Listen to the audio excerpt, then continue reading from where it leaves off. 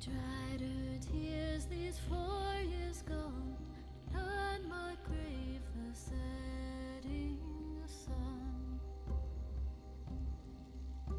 Be still, my dear, don't cry, for soon you will be at his side.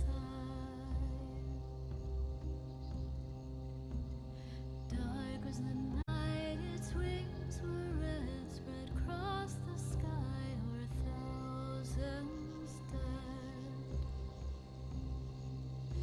Be still, my dear, don't cry, for soon you will be at her side. Death is no man, death is no wraith, death is a bird flying. Death is no man, death is not fate, death is a bird flying, flying.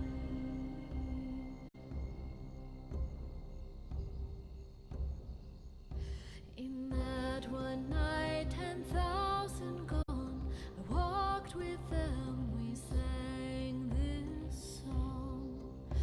Be still, my dear, don't cry, for soon you will be at her side.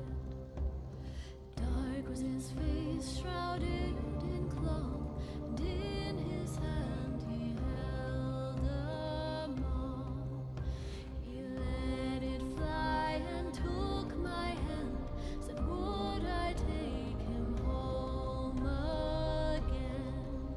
Be still, my dear, don't cry, for soon you will be at her side. Death is no man, death is no wraith, death is a bird flying. Death is no man, death is not fate, death is a bird flying, flying.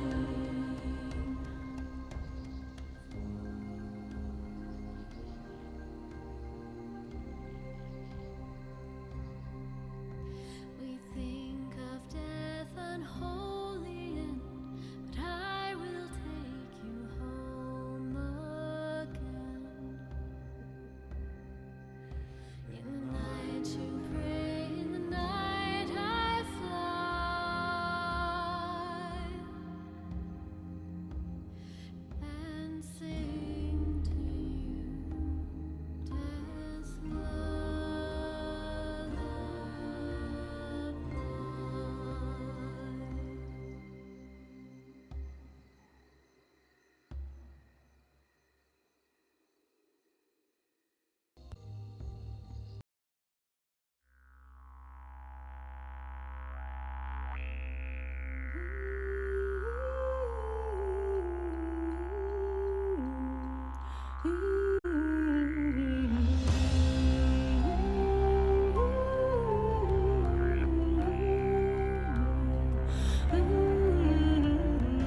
Hush, child, the darkness will rise from the deep end.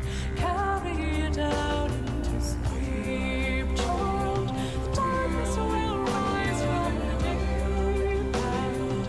Carry it out into sleep. The sun, I'll shape your belief, and you'll always know that your father's a thief, and you won't understand the cause of your grief, but you'll always follow the voices beneath.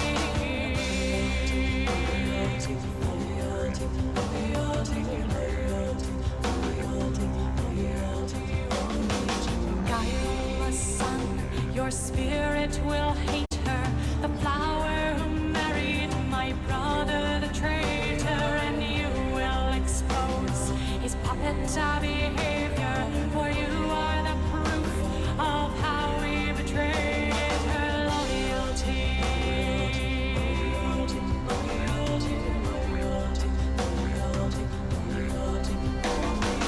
Hush, child, the darkness will rise from the deep end.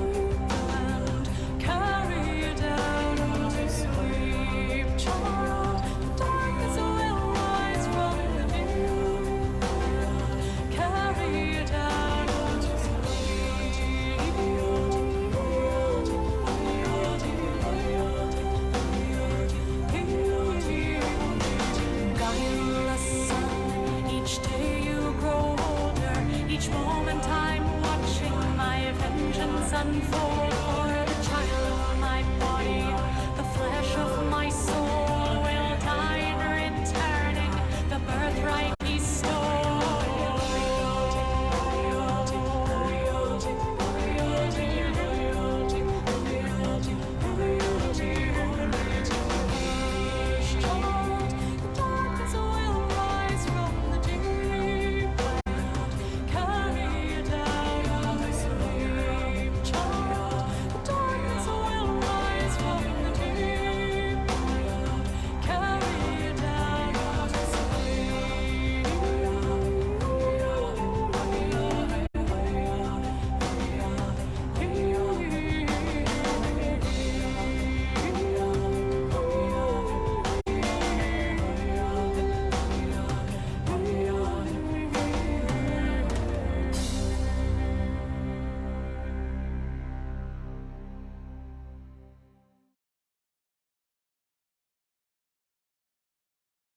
Good evening, guys. Hello. It'd be great here to get back to the main show in full swing here for this weekend. Good stuff.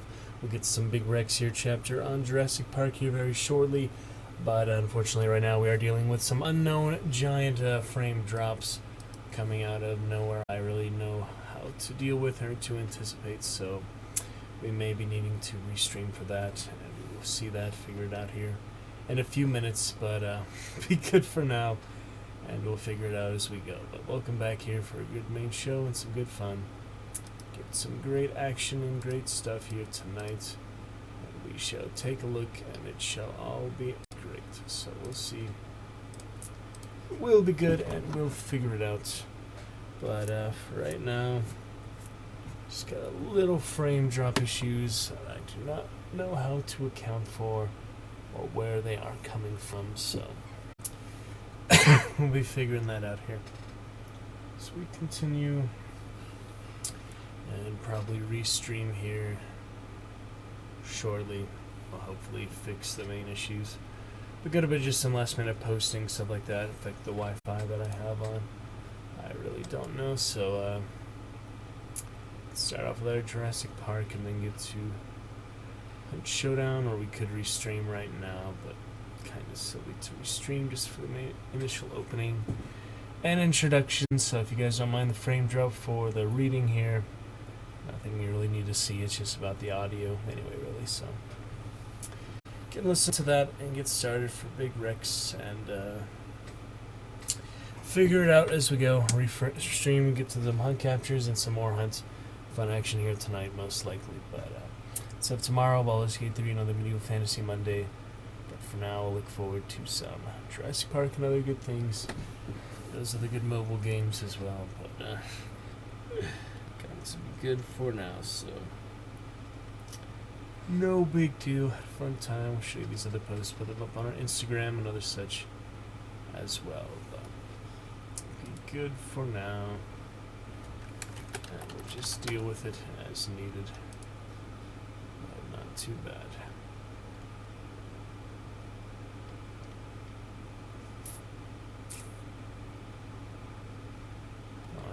Time, good one. Haven't used that in a while. Follow age, Discord. Good 8 entries for now. I haven't used uptime in a while. That's one I forgot about. But it's pretty good. So here at the 10-minute mark, let's go ahead and get started for Big Rex, and then we'll restream for our hunt captures and other stuff here tonight. But yeah, just have to deal with that. Hopefully it goes in the right direction, but we don't need it too bad. The visuals for the reading anyway, so it should be good for right now.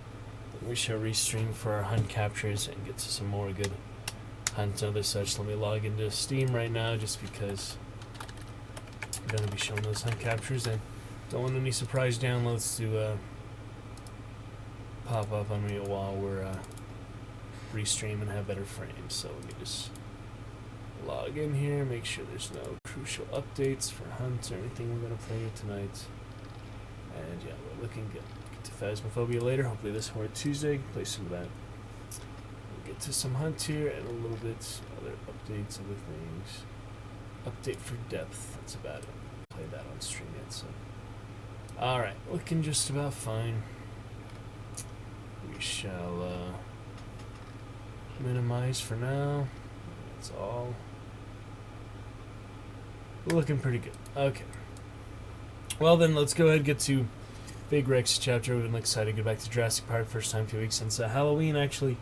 So it's been a whole week since we finished Halloween. We just haven't read as much lately, so good time to get back. We finished Spoon River and other things like that, working that good anthology and rehearsals.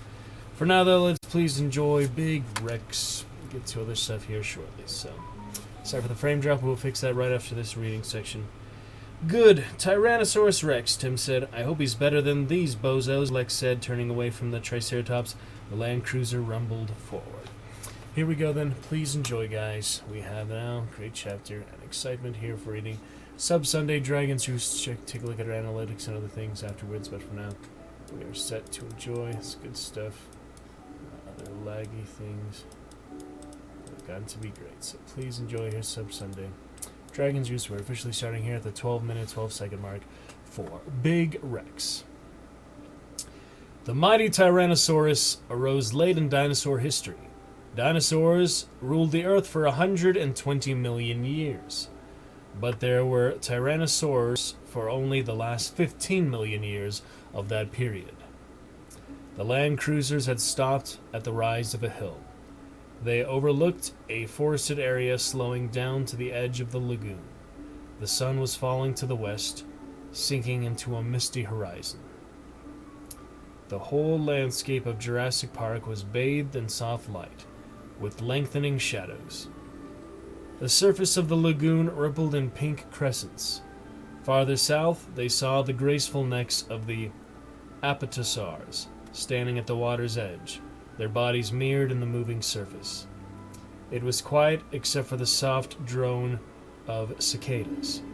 As they stared out at the landscape, it was possible to believe that they had really been transported millions of years back in time to a vanished world.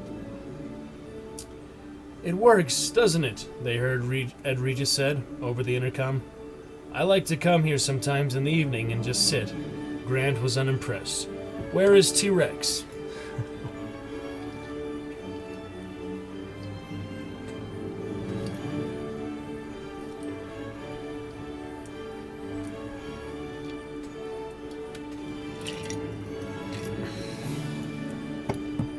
Good question.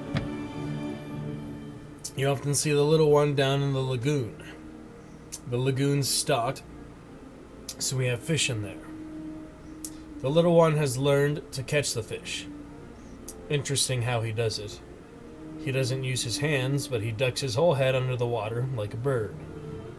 The little one, the little T-Rex, he's a juvenile, 2 years old, and about a third grown now. Stands 8 feet high, weighs 1.5 tons. The other one's a full-grown tyrannosaur, but I don't see him at the moment. Maybe he's down hunting the apatosaurs, Grant said. Regis laughed, his voice tinny over the radio. He would if he could, believe me. Sometimes he stands by the lagoon and stares at those animals and wiggles those little forearms of his in frustration.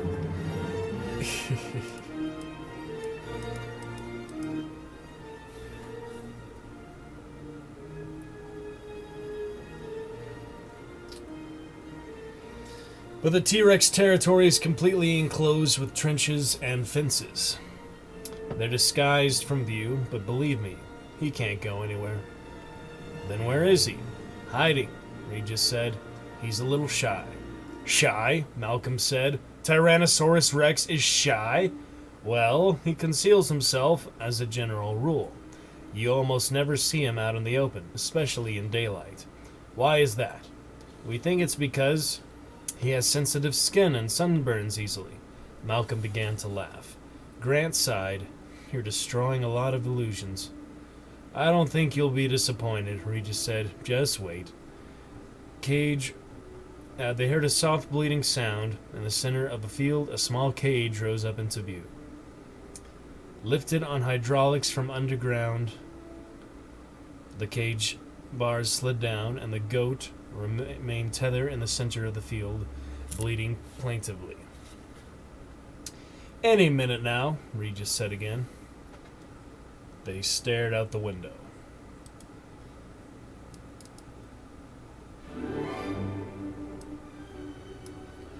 "Look at them," Hammond said, watching the control room monitor, leaning out of the windows so eager. "They can't wait to see it. They have come for the danger."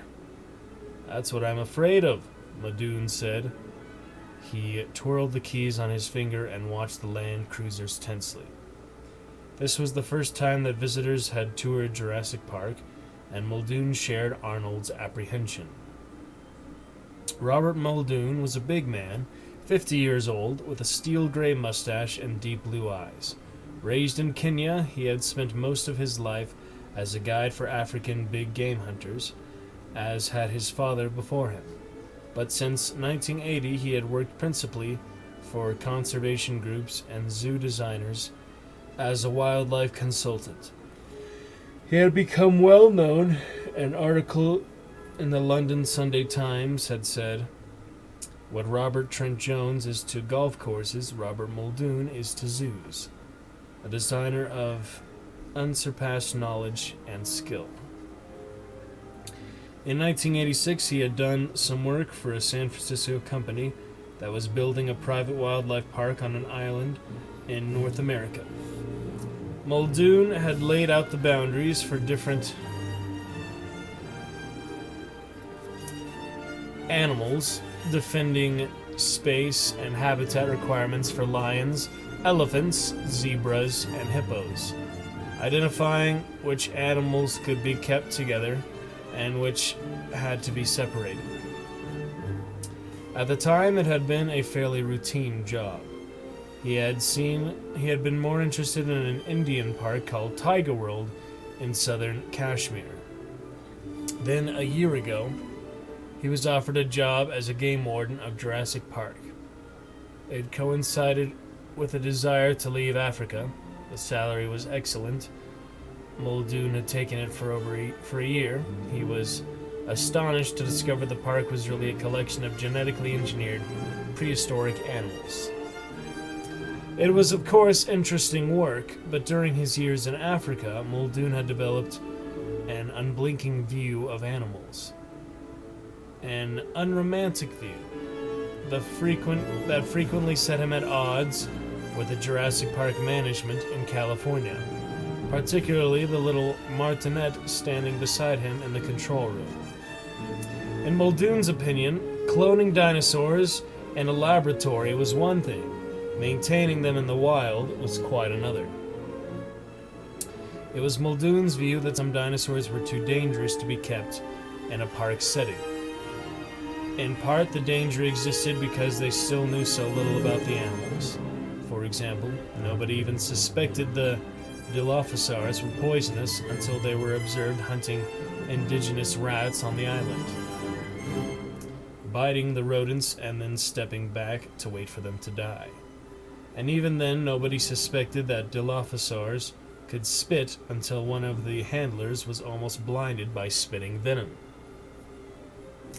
After that, Hammond had agreed to study Dilophosaur venom, which was found to contain several different toxic enzymes. It was also discovered that the Dilophosaurs could spit a distance of 50 feet. Since this raised the possibility that a guest in a car might be blinded, management decided to remove the poison sacs. The vets had tried twice, on 2 different animals, without success. No one knew where the poison was being secreted, and no one would ever know until an autopsy was performed on a Dilophosaur, and management would not allow one to be killed. Muldoon worried even more about the velociraptors. They were instinctive hunters, and they never passed up prey. They killed even when they weren't hungry. They killed for the pleasure of killing. They were swift, strong runners and astonishing jumpers. They had lethal claws on all 4 limbs. One swipe of a forearm would disembowel a man, spilling his guts out. And they had a powerful, tearing jaws that ripped flesh instead of biting it. They were far more intelligent than the other dinosaurs, and they seemed to be natural cage breakers. Every zoo expert knew that certain animals were especially likely to get free of their cages. Some, like monkeys and elephants, could undo cage doors. Others, like wild pigs, were unusually intelligent and could lift gate fasteners with their snouts. But who would suspect that the giant armadillo was a notorious cage breaker, or the moose? Yet a moose was almost as skillful with its snout as an elephant with its trunk. Moose were always getting free. They had a talent for it.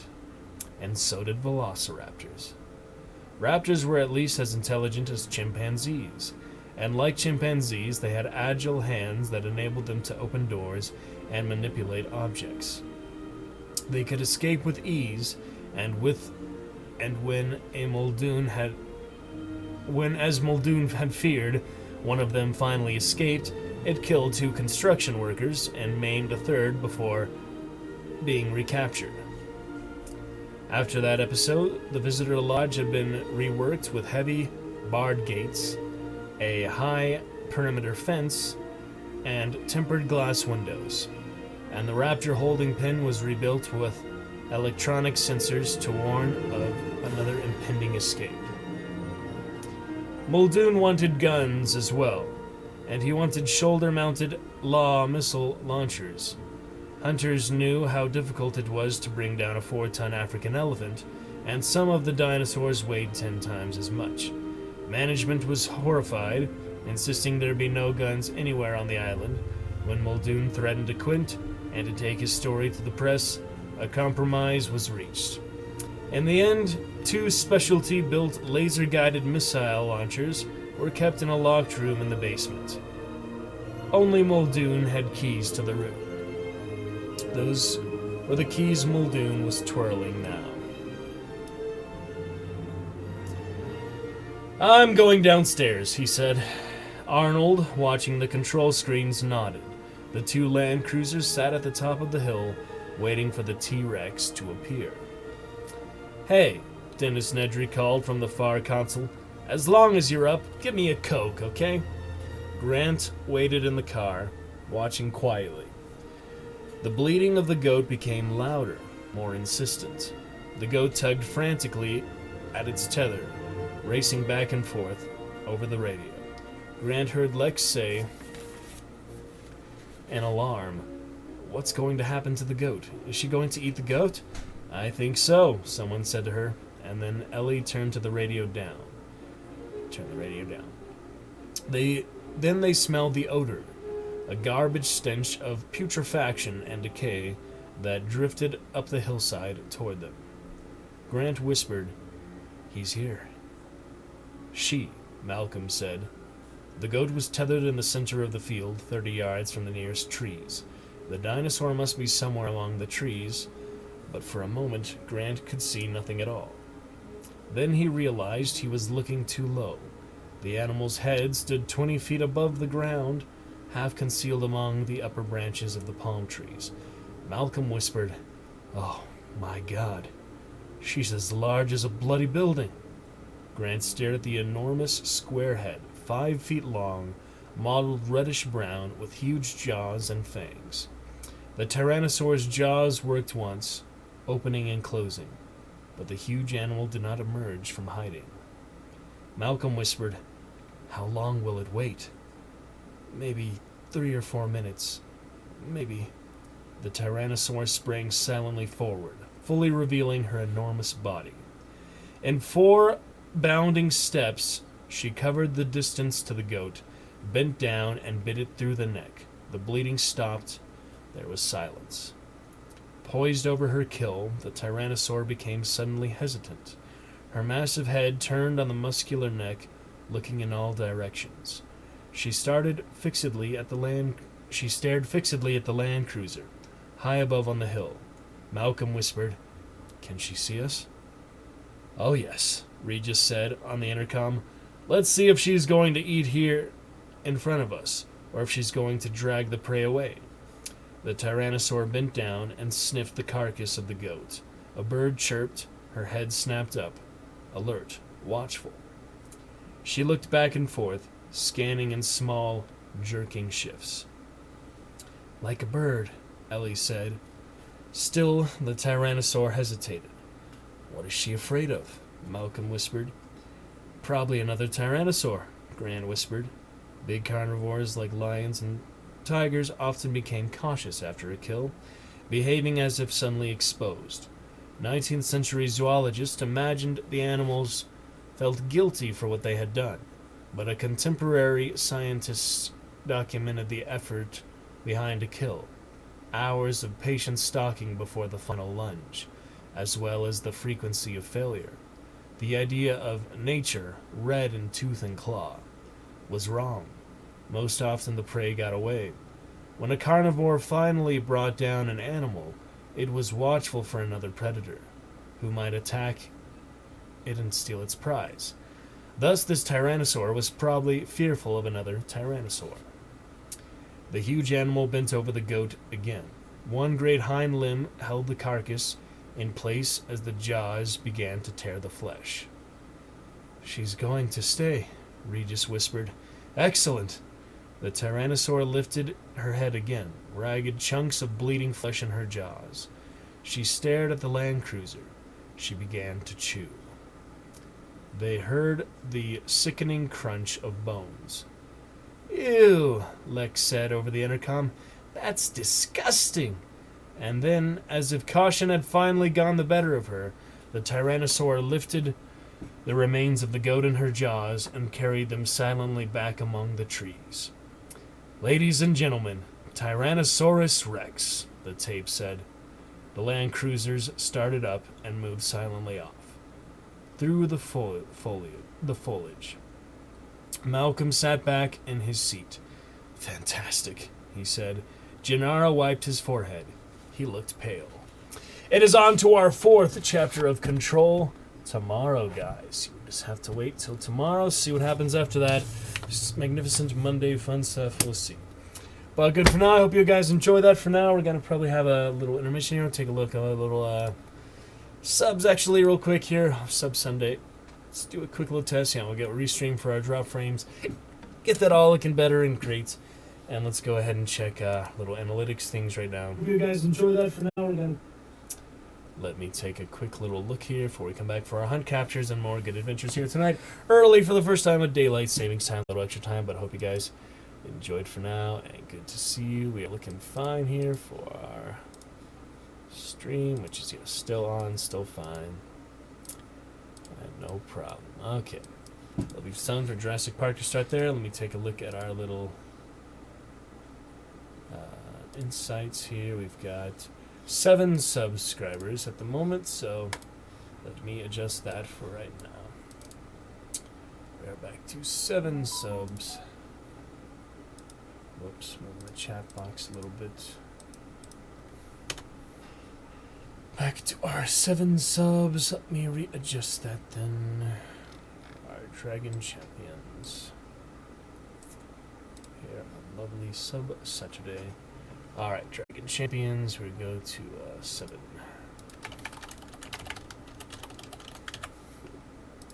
There we go. Back to 7 then. And it doesn't really matter the date. Just put whatever. And there we go. Accurate representation for our current champions, current fun. Okay, guys, well, since no active chatters yet here so far tonight, I think it'd be a good time to go ahead and take a quick little intermission, maybe get some more mobile streams, and then we come back for the hunt captures with the restream. So look forward to that then, guys. Let's get to a little more revamp or something, just likes and enjoy here, brief intermission, and then we'll come back to continue on the main sub Sunday show those hunt captures and the good stuff like that. So looking forward to it. I will see you in just a few minutes for that little intermission here for some mobile streams, and then we'll get to the rest of the fun stuff tonight. So that'll work out great. I'll see you then, guys. Catch you in just a few.